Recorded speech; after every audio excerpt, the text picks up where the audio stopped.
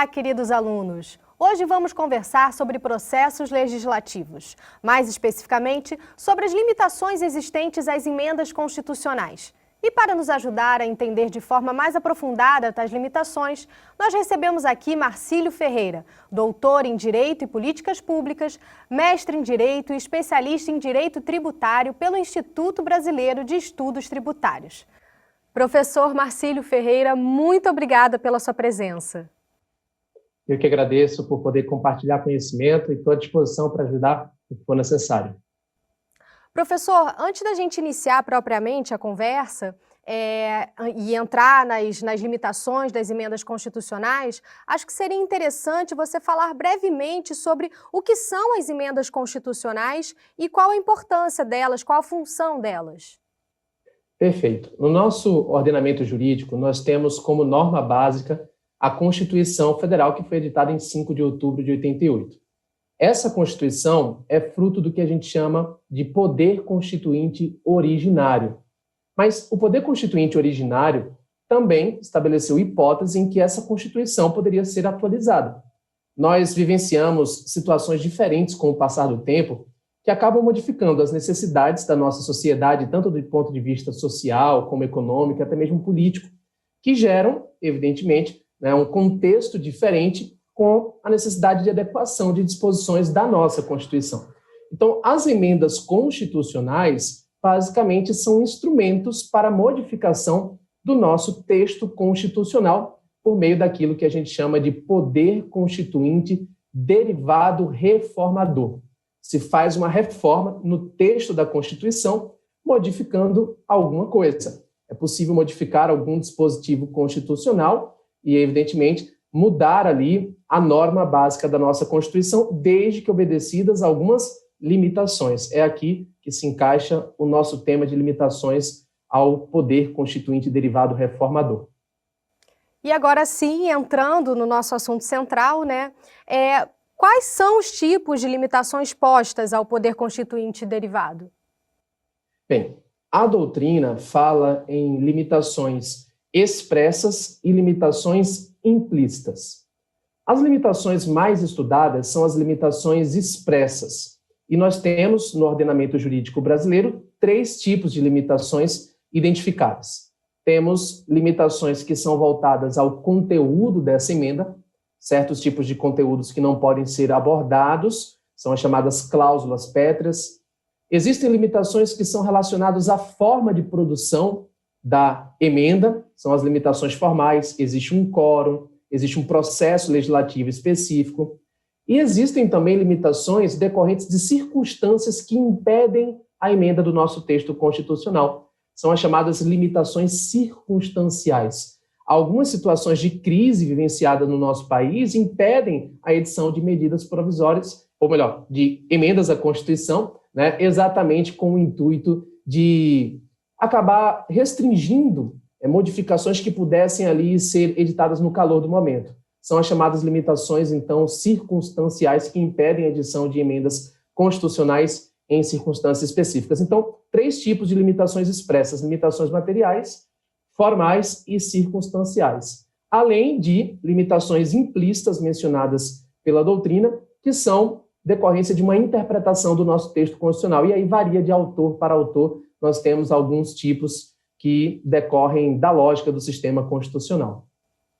Bom, eu acho que acabou que o senhor já respondeu a minha pergunta seguinte, que seria um pedido de você explicar como funciona cada uma dessas limitações. Você teria algum adendo a fazer a essas limitações, ao que caracteriza elas, ou qual a grande diferença entre elas, ou a gente já pula para a próxima pergunta? É importante destacar ainda um ponto aqui fundamental. Na nossa Constituição, o regramento dessas limitações estão no artigo 60. Então, o aluno ele pode conferir o artigo 60 da Constituição, que contém as limitações materiais, contém também as limitações formais e as limitações circunstanciais. Um ponto que vale chamar a atenção aqui é que no direito brasileiro nós não temos as limitações temporais que existem em outros ordenamentos jurídicos. O que seriam limitações temporais? Seriam, basicamente, períodos ao longo do nosso ano em que não seria possível edição de emendas constitucionais. Imagine, Por exemplo, em janeiro, não seria possível editar a emenda constitucional em virtude de algum fator. Bem, nós não temos uma restrição desse tipo. O nosso ordenamento jurídico não contempla as limitações temporais, mas apenas limitações materiais, formais e circunstanciais, além das implícitas que eu mencionei anteriormente. Vale destacar que nós temos um processo legislativo bem definido na Constituição, com um quórum para aprovação de emendas, que é de 3/5, com aprovação nas duas casas em 2 turnos, algo que também é importante de se reforçar. Professor, e qual a importância dessas limitações? Basicamente, nós vivemos em um regime democrático que deve impedir a alteração da nossa Constituição de uma maneira sem maiores reflexões, sem maiores ponderações. Nós temos um regime que deve ter uma estabilidade e, por isso mesmo, essas limitações são importantes. Veja, a nossa Constituição é considerada como uma Constituição rígida, exatamente porque não é tão simples de se aprovar uma emenda à Constituição. Enquanto que leis ordinárias são aprovadas por um quórum de maioria simples, basta a maioria dos presentes para aprovar uma lei ordinária, numa emenda não é assim. A emenda constitucional ela é aprovada por um quórum qualificado, de 3/5 nas duas casas em 2 turnos. É mais difícil de aprovar. Então, justamente por isso, a nossa Constituição, por ser uma norma base do ordenamento, não pode ser alterada livremente, sem qualquer tipo de limitação. É necessário um processo legislativo em que haja um debate profundo, é necessário que algumas matérias não sejam afetadas, mesmo em caso de aprovação. Existem matérias que não podem ser objeto de abolição, está lá no artigo 60, parágrafo 4º. Então, a manutenção do nosso sistema democrático depende diretamente dessas limitações constitucionais que são estabelecidas ao poder constituinte derivado. Professor Marcílio, e para a gente concluir esse bate-papo sobre limitações às emendas, você poderia apresentar alguns exemplos da aplicação dessas limitações?